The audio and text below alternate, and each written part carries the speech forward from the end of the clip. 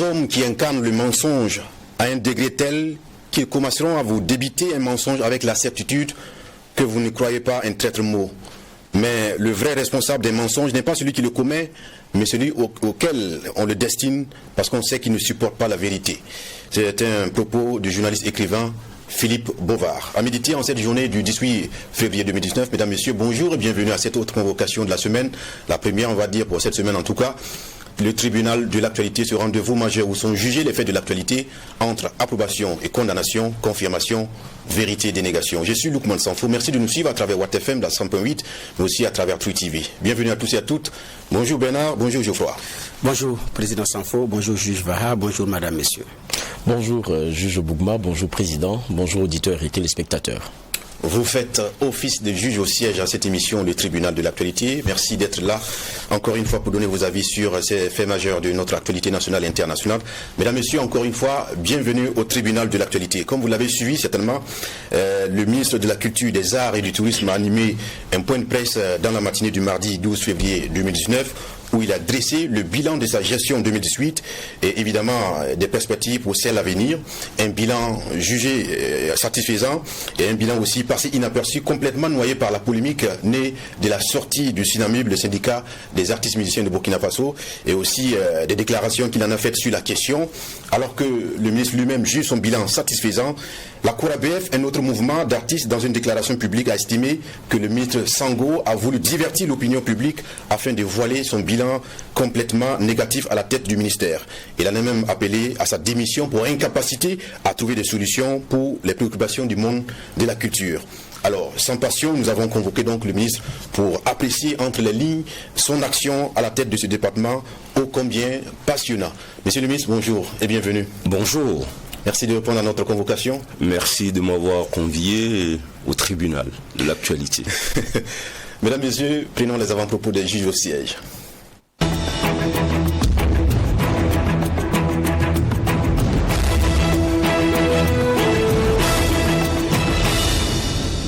Sans plus tarder, nous passons la parole au juge de l'actualité Bernard Bougma pour son avant-propos du jour. Merci Président. Mon avant-propos, c'est comme le lundi. Je vais souhaiter une très bonne semaine à tout le monde. Une semaine faite de positivité. Une semaine également où on se resserre les rangs. Une semaine de désarmement des cœurs qui va conduire effectivement à un désarmement verbal. C'est parce que les cœurs sont lourds, les cœurs sont tristes, fâchés, frustrés, que effectivement ce qui sort parfois de la bouche est difficile à entendre.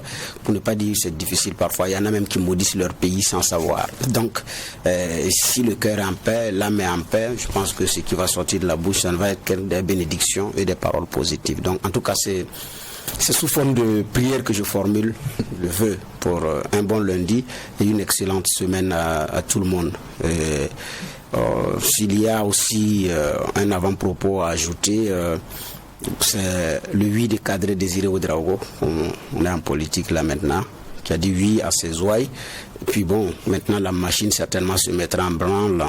On appréciera les jours à venir par rapport à ses capacités de pouvoir mobiliser sur le terrain. Déjà, il déclare qu'il n'est pas le candidat d'un camp. Donc, ça dit déjà que monsieur veut s'affranchir de la tutelle CDP parce qu'il sait que là-bas, ça ne va pas être facile. S'il veut compter sur la machine CDP, c'est pas évident pour lui. Donc, reste à savoir s'il aura les moyens effectivement de pouvoir brasser large. C'est tout ce que j'avais comme avant-propos. D'accord. Merci bien de nous partager sur cette tribune. Geoffroy Vaha, c'est à vous. Merci Président. Mon avant-propos va concerner le franc CFA. On a beaucoup suivi l'actualité ces derniers temps et notamment le président ivoirien, notamment sur la question de ce franc CFA là, qui disait que c'est une monnaie quand même assez solide et qui ne comprend pas le faux débat qui est en train d'être mené aujourd'hui. On comprend aussi le président ivoirien qui a dit qu'il se décidera 2020 sur la question de sa candidature et on sait comment nos chefs d'État sont souvent très mal à l'aise aussi sur la question et la façon de l'aborder. En son temps, c'est la même Côte d'Ivoire, près de 10 ans, on voit le changement de position là-dessus. On avait Gbagbo qui, dans un petit coin de sa tête aussi, pensait à la question de cette monnaie-là. Fallait-il se retirer? On se rappelle de son président de l'Assemblée nationale, Mamadou Koulibaly, qui jusqu'à aujourd'hui prêche évidemment de quitter cette parité fixe-là d'avec l'euro. Congo, voilà, et c'est des choses qui se défendent. On entend beaucoup d'intellectuels aussi revenir sur la question, mais c'est intéressant d'écouter la Côte d'Ivoire, parce que quand on regarde dans notre espace UEMOA 95 milliards de masse monétaire en gros, vous voyez que la Côte d'Ivoire elle seule c'est 32 milliards, vous comprenez, et juste après c'est le Sénégal 17, je pense le Burkina 12 et puis le Mali 9, quelque chose comme ça. Donc vous comprenez que c'est quand même un poids. Mais je dis que il faut des fois aussi dépassionner les débats. Le problème n'est pas tant de se dire aujourd'hui est-ce que la monnaie est solide, mais c'est à qui elle sert. C'est ça le problème aujourd'hui. Est-ce qu'elle sert nos économies lorsqu'on sait qu'en 2005 on n'avait pas moins de 3500 milliards que nous avions à la réserve comme réserve d'échange, notamment dans les trésors français. Est-ce que ça ne peut pas servir? On se rappelle que en la matière, quelqu'un comme François Hollande en 2012, je pense, a ouvert la brèche. Il dit rien n'empêchait, notamment à nos États, de pouvoir se servir de ce que nous avons comme réserve pour impulser notre développement. On parle d'émergence et tout. Ça ne doit pas rester dans le discours. Ça se finance cela. Mais comment et où est-ce qu'on va trouver de l'argent pour cela? Il y a pour moi, avant même de parler de la question de la cassure, de la rupture de la parité fixe, beaucoup d'autres questions qui sont à côté qu'on peut déjà élaguer. Regardez BAC, regardez BCAO. Aujourd'hui, nos gouverneurs ont du mal à vraiment défendre et nous expliquer ce que sont nos politiques monétaires. Mais ça commence aussi par cela. Je pense qu'on ne sort pas d'une monnaie comme on sort d'un marché aux puces, mais il faut réfléchir de façon très claire comment est-ce que le CFA va se sortir du bourbier dans lequel il est aujourd'hui. Et ça, pour moi, c'est de façon très courageuse. Qu'un chef d'État sorte, fut-il économiste aussi, ayant fait les institutions de Bretton Woods, dit que la monnaie est solide, c'est déplacer le problème. C'est pas la solidité de la monnaie, c'est à qui elle sert aujourd'hui. Et on pense que, à la vérité, elle ne sert pas forcément aux Africains parce qu'on ne peut pas comprendre que on soit, comment dire ça, soumis aux aléas plutôt d'une Europe, parce que dans la réalité, ce n'est plus notre contexte interne qui nous permet qui impacte notre monnaie ou notre économie, mais c'est beaucoup plus ce qui se passe avec cette parité-là fixe. On sait ce qui se passe aussi, ce qui s'est passé avec des pays comme, comment dire cela, c'était la Grèce. Économie faible, monnaie forte, ça devient difficile à tenir. Les Africains aujourd'hui, c'est la réalité.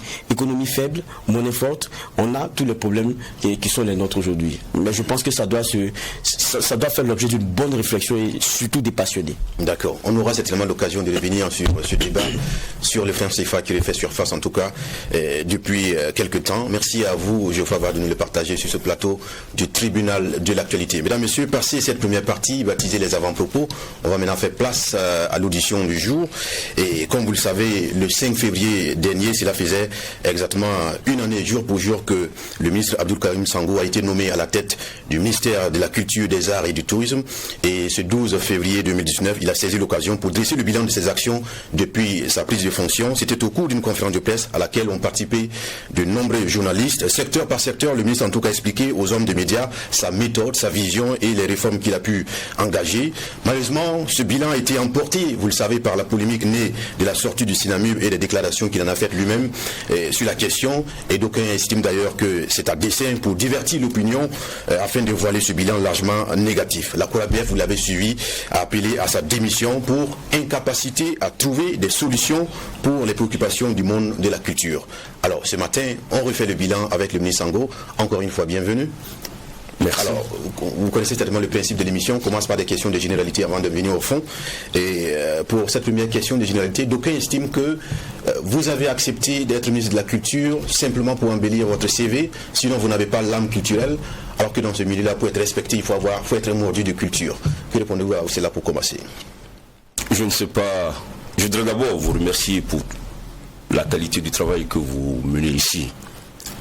Je voudrais aussi, à 5 jours du FESPACO, penser à tous ces acteurs qui se battent pour que l'événement se déroule dans de très bonnes conditions et inviter notre population évidemment à garder le cap vers le succès de cet événement qui va replacer le Burkina évidemment en termes de rayonnement au plan culturel. Ceci dit, pour revenir de façon particulière à votre question, il faudrait peut-être demander à ceux qui disent que le ministre Sango n'a pas l'âme culturelle comme vous êtes un tribunal, de vous définir les critères de l'âme culturelle. Voilà. Sinon après, ça reste, comme disent certains, du bavardage simple. Avant d'accepter ce poste-là, est-ce que vous avez eu un penchant, des activités, des choses qui vous rapprochent à la culture de façon précise? Alors, ça dépend de ce qu'on met là-dedans. D'abord, j'appartiens à un parti politique qui est le seul, principalement, à bâtir la question du développement. Sa doctrine, son idéologie, s'est fondée exclusivement sur la culture, et la culture africaine. C'est l'idée de dire qu'on ne peut pas aller au développement sans passer par la culture africaine. Si donc j'ai accepté militer dans un tel parti, ça veut dire que j'ai un penchant très fort pour la question de l'identité culturelle africaine. Donc, il n'y a pas de... Maintenant, est-ce que le ministre Sango, on le voyait dans les salles de cinéma? Si c'est ça l'entendement de ceux qui le disent, est-ce qu'on le voyait dans des concerts de musique? Mais je pense que la question culturelle, elle est tellement large qu'elle ne peut pas être réduite à des aspects de ce genre. Donc de ce point de vue, moi je suis très à l'aise parce que toute ma réflexion en tant que juriste a été influencée par l'idée que le droit africain doit être fondé sur la culture africaine, sur nos réalités. Donc moi je n'ai aucun problème avec cela. D'accord. Autre chose, avant d'en venir effectivement à ce bilan, on sait aussi que le ministère a un passif qui avait fait l'objet d'un audit par l'AECLC qui avait révélé effectivement qu'il y avait des subventions sans base légale. Alors, à l'idée de comprendre la question, on était curieux de voir que ni l'intéressé, ni le contrôleur général Luc Marius Ibriga n'avaient reçu le document définitif quand il se retrouvait sur la place publique dans un journal. Alors, beaucoup se posaient la question, est-ce que le ministre Sango y était pour quelque chose? Mais quel intérêt ai-je à être pour quelque chose là-dedans? Parce que dans ma démarche globale, que les Burkinabés honnêtes peuvent regarder, moi je ne suis pas caractérisé par les intrigues politiques. Ça ne m'intéresse pas cette manière de faire. Quand je fais quelque chose, je le fais clairement. Et comme vous êtes un tribunal, restons dans l'esprit du tribunal. Il ne faut pas parler comme ça. Quand vous parlez, il faut apporter la preuve de ce que vous dites. Si quelqu'un a la preuve que c'est le ministre Sango qui a été à la base de cela, pourquoi se précipiter pour diffuser un document dont le principe même, c'est d'être mis à la disposition du public? Je fais partie quand même modestement de la catégorie de ceux qu'on peut appeler aussi les bons juristes de ce pays. J'ai ce sentiment-là. Ce n'est pas de l'orgueil, non, parce que j'ai travaillé pour. Et sur ces questions de principe, moi je suis à cheval. Je ne cherche pas à dénigrer, parce que je sais, de par mon éducation, de par mon parcours, que le mensonge a beau courir, il est rattrapé toujours par la vérité. Je sais, par mon éducation, par mon parcours, que le mal que tu fais à autrui, aussi longtemps que tu vis, te reviendra sur ta face. Ce n'est pas un discours moralisateur. Et mon expérience de la vie m'a permis de voir ça de façon claire et nette. Donc je ne suis pas dans des méchancetés inutiles. Sauf que j'ai ma manière à moi. Et ça, c'est le reflet de la pureté dans mon âme là, qui me fait dire les choses dans toute leur dureté, souvent dans toute leur réalité. Donc sur cette question, je ne suis pour rien. D'accord. Monsieur le ministre, on reste sur ce chapitre du passif du ministère pour poser ma dernière question de généralité, parce qu'il semble qu'à votre arrivée, puisque la LCC avait relevé les illégalités des subventions sans base légale, il semble que vous avez poursuivi ce mécanisme de subvention sans base légale. Vous, le bon juriste, comment est-ce que vous avez pu travailler dans cette illégalité-là? Les collaborateurs pourront vous le dire si ils ont un degré d'honnêteté comme je le pense. Lorsque je suis venu trouver le mécanisme, je leur ai dit, ça ne peut pas fonctionner comme ça. Je leur ai dit, il faut qu'on encadre mieux ce mécanisme. Pour la simple raison que la conception que je me fais de l'État, c'est que un ministre, une autorité, ne peut pas, de droit comme ça, donner, distribuer ce que j'appelle les deniers publics. Mais les techniciens m'ont dit, monsieur le ministre, vous ne connaissez pas la réalité du ministère. Ce qui allait se révéler un peu en partie vrai.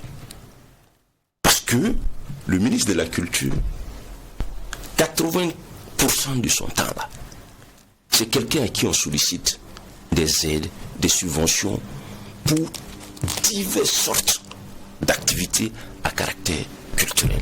Et on me dit, monsieur le ministre, allez-y doucement. Il s'est trouvé que, au même moment, il y avait une mission de l'ASE qui était là. Je demandais à mes techniciens, en attendant la fin du rapport de l'ASE, de ressusciter l'ancien texte qui était là. Mais la différence avec ce qui se passait par le passé, c'est que le texte qui a été ressuscité est un texte qui accorde la possibilité au ministre d'accorder des subventions. J'ai simplement dit qu'il faut limiter cette possibilité-là. C'est-à-dire que moi, ministre, que je ne sois pas capable, par exemple, de dire il faut donner 10 millions à telle personne, il faut donner 5 millions à telle personne. Et que pour tous les montants très importants, il faut les soumettre soit à des conventions particulières avec les entités là, ou il faut les soumettre à ce qu'on appelait le comité d'évaluation des requêtes et des subventions. Donc, les subventions que j'ai accordées l'ont été sur la base du texte en question. L'ancien texte. L'ancien texte que j'ai réhabilité. Parce que le texte n'avait pas été appliqué en 2017. D'ailleurs, dans le rapport de l'ASE, si vous regardez, ils disent, mais pourquoi le texte là, on l'a supprimé? Mais ce que j'ai fait mieux, et nous sommes dans cette phase d'opération, sur la base d'une des recommandations de l'ASE, j'ai demandé au ministère des Finances de voir avec mes services techniques comment on va le faire. Puisque le fonds, en fait, c'est un fonds de soutien à la promotion de la culture et du tourisme. Mais évidemment, tant qu'il n'y a pas de critères, il n'y a pas de conditions claires, le ministre peut se permettre d'en faire ce qu'il veut. Donc c'est voilà ce que vous avez fait aussi à votre arrivée. On va être clair. Non, ce que je suis en train de vous dire,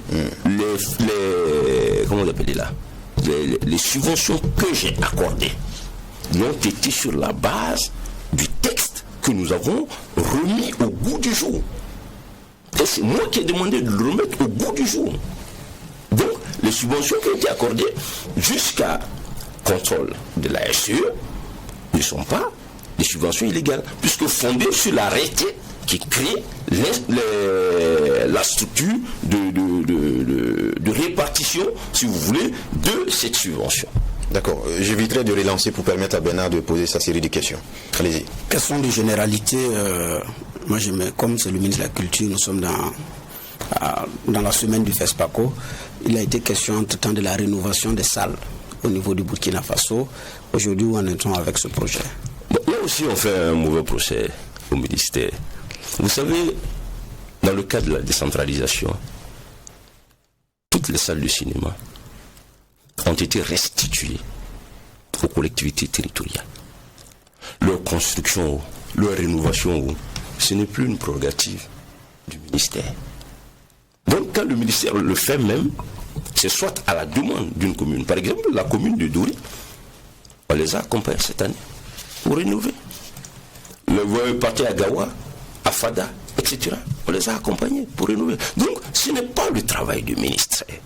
Sauf que, peut-être peut-être que les collectivités territoriales n'ont pas suffisamment de ressources, mais en cette année, nous entendons organiser une conférence avec les collectivités territoriales pour voir un peu les difficultés qu'ils ont dans la mise en œuvre des compétences de notre secteur qui leur ont été transférées. D'accord. Alors, deuxième question de généralité concernant toujours les salles.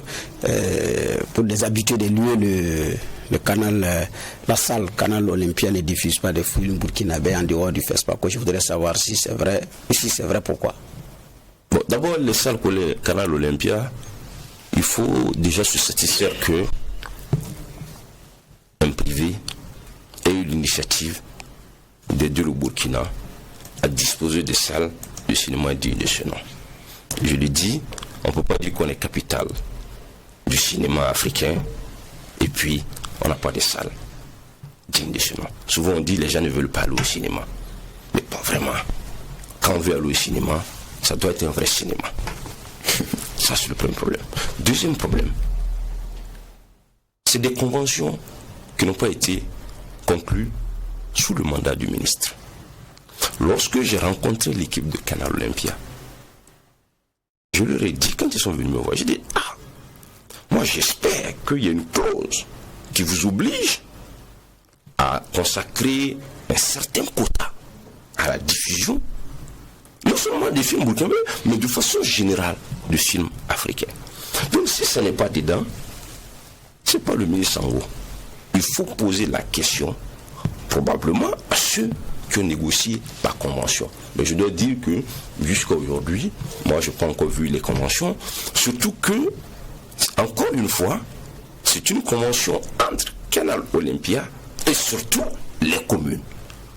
C'est un patrimoine des communes en général qu'ils ont récupéré. Par exemple, la salle de cinéma de Pissi. Voilà.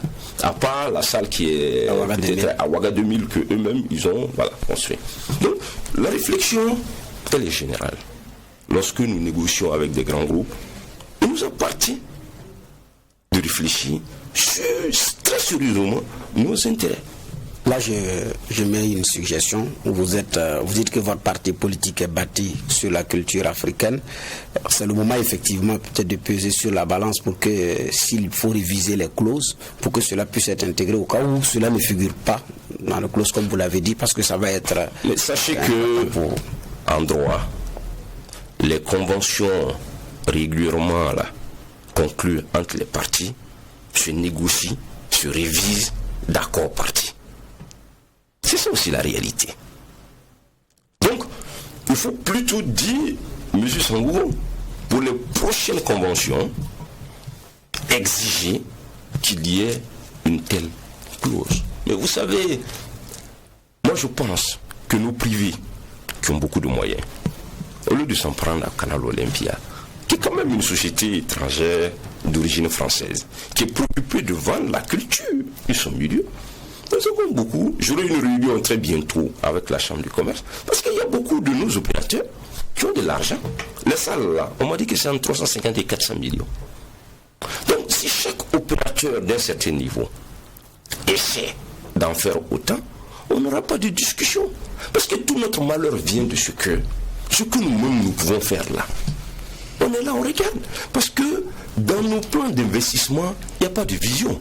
Canal Olympia, vous pensez qu'ils savent très bien que ça là, c'est pas rentable dans les 5 ans. Mais ce qu'ils ont compris, et c'est ce que toutes les études démontrent, c'est que dans les 20-30 prochaines années, l'histoire du monde va davantage se réécrire en Afrique. Parce qu'on aura une classe moyenne, il y aura un certain niveau de développement. Et quand les gens ont beaucoup de ressources, tout de suite c'est le développement des loisirs. Donc c'est sur ça qu'eux, ils ont anticipé. Donc moi je lance plutôt un appel aux opérateurs burkinabés, aux opérateurs africains, d'investir, parce que le cinéma, c'est notre identité. Je finis avec la question de généralité. Il y en a dans les questions de généralité. Tout à l'heure, le ministre disait ce qu'il est, lui, donc dans sa façon d'aborder souvent les sujets, et donc sans tourner autour et avec le caractère incisif et la vérité. Mais est-ce que c'est tout qui se dit? Parce que récemment, vous avez été beaucoup jugé pour les propos que vous tenez. Certains ont dit, bon, ce qu'il a dit, il a dit ce que beaucoup de personnes pensent tout bas, mais les gens se sont dit, mais est-ce que c'est au ministre de dire ces choses-là? Il est quand même le ministre de la Culture, c'est pas lui de dire quand vous ne pouvez pas aller faire autre chose. Bon. Vous savez, c'est pas facile d'être ministre au Burkina. Quand l'opinion s'en prend de façon véhémente au président du Faso, au ministre, à toutes les autorités, souvent même sans base. Il n'y a personne pour dire, évidemment j'exagère, il y a quelques personnes honnêtes qui disent, bon, là, trop c'est trop. Là, c'est pas grave. Mais quand c'est un ministre qui dit un certain nombre de choses, ça devient un problème. J'accepte. Parce que c'est les contraintes probablement liées à la charge. Mais moi, je ne veux pas faire dans la politique politicienne. Vous savez, c'est ça qu'on a fait en Afrique, depuis les indépendances. On est là, on se flatte, on se trompe, on se ment. Et le continent, vous êtes là, chaque jour vous critiquez ça, ça n'avance pas. Moi, je veux pousser, à ma façon, à une prise de conscience que nous sommes dans une logique de compétition. Quel intérêt ai-je, moi, ministre, à frustrer mes collaborateurs, que sont les artistes, que sont les musiciens, que sont les cinéastes? Je pense, avec beaucoup d'humilité, et la plupart d'entre eux, qui sont honnêtes encore une fois, ils vous diront quand même que je suis un ministre relativement très accessible, qui écoute. Quand je peux aider, conformément à la loi, moi j'aide. Donc sur ces propos, il y a eu beaucoup de polémiques. Je ne veux pas en rajouter. Tout ce que je peux faire, un homme bien éduqué, ceux qui ont été vexés, je veux leur présenter mes excuses. On va avancer. Donc vous estimez que c'est une dérive langagière? C'est pas une dérive langagière. Ce n'est pas du tout une dérive langagière. Vous le pensez réellement? Je le pense au fond du moi parce que ça relève de l'évidence. C'est valable pour moi, ministre, c'est valable pour tout le monde dans la vie. Si je fais une activité qui a du mal à me rapporter, je me réorganise. Peut-être que c'est ce que j'aurais dû dire au lieu de dire d'aller faire autre chose. D'aller faire autre chose. Je me réorganise. Parce que la vérité, je dois vous dire, que ce soit le Sinabub, que ce soit la Corabef, moi je les ai reçus. J'ai discuté de leur plateforme. Avant même d'être ministre, j'avais écrit déjà sur ma page Facebook pour soutenir en partie la Corabef quand ils étaient allés demander qu'on diffuse beaucoup la musique burkinabé sur les médias. Sauf que j'avais dénoncé la manière avec laquelle il avait fait sur une des radios de la place. Donc moi-même je suis sensible à la CNC. Je voulais faire fermer des maquis-là qui jouaient de la musique étrangère. On m'a même insulté aussi sur Internet que je ne connais rien, blablabla. Voilà. Mais la vérité, qu'il m'excuse, j'ai compris avec le recul qu'effectivement, la musique, c'est difficile d'imposer aux gens. Puisque c'est un problème de goût. Je vais vous donner 2 exemples. J'étais à l'inauguration d'une banque là, le week-end. Pendant 15-20 minutes, on ne jouait que de la musique burkinabé. On n'a joué que de la musique burkinabé. Personne, tout le monde était content. Est-ce que c'est pas parce que vous étiez là? Non, c'est pas moi, je n'étais pas le patron de l'activité. Mais on a vu sans vous, il faut faire plaisir au ministre. Non. Mais c'était de la musique de très bonne qualité. Et je disais à mes collègues, je dis bon, voilà. Mais hier, j'étais à une autre cérémonie. Les gens ne jouaient que de la musique étrangère. Donc le problème ne se pose pas en termes de musique burkinabé contre musique étrangère. Le problème se pose en termes de bonne musique contre musique qui n'est pas bonne. Moi, il y avait longtemps, je n'écoutais pas la musique burkinabé. Aujourd'hui, quand je voyage dans ma voiture, je ne fais qu'écouter de la musique burkinabé, je ne me rends pas compte. J'ai simplement demandé aux artistes musiciens, pour ne prendre que l'exemple, qu'il faut qu'on réfléchisse à une meilleure structuration de leur domaine. Déjà, il y a un problème de formation. Moi, je pense que faire de la musique, ce n'est pas un métier facile. Il faut qu'on y travaille. Par exemple, Ali Funamba a un concept où il fait du renforcement des capacités des artistes.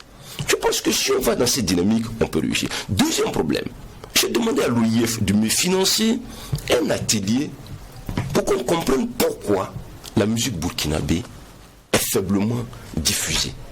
On a envoyé des étrangers, des frères de Côte d'Ivoire, du Mali. Moi, je ne parle même pas d'étrangers, puisqu'on est dans un espace communautaire commun. Nous avons un destin commun. Mais ils ne comprenaient pas du tout cette histoire de quota. Ils disent, mais vous parlez de quoi? Si vous faites de la musique, si c'est bien, on va diffuser. Ils m'ont dit qu'au Mali, depuis les indépendants jusqu'à aujourd'hui, ça ne passe pas par la tête des gens de diffuser. Parce que la musique qu'il y a, ça plaît aux gens. On diffuse. Les Ivoiriens, ils ont subi l'impérialisme congolais en termes de musique. Jusqu'à ce qu'aujourd'hui, la musique aussi commence à devenir